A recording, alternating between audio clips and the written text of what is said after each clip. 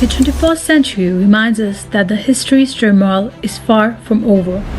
Wars, conflicts, nuclear posturing, and revolts, our world remains lulled in the ever-shifting dance of power and interest. In his groundbreaking book, Diplomacy and Deterrence, Blending D2 to Achieve Peace, Stability, and Security, Haque Shamsi delved into the critical intersections of diplomacy and deterrence. He unpacks why conflicts persist and how rival states can avert disaster, even when faced with unequal military powers.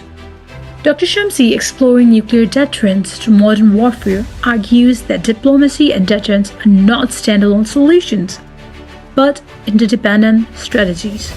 Together, they hold the potential to reshape the future of international security and stability. Discover a new perspective on peace, power, and strategy. Get your copy of Diplomacy and Deterrence today, because understanding the present is the key to shaping the future.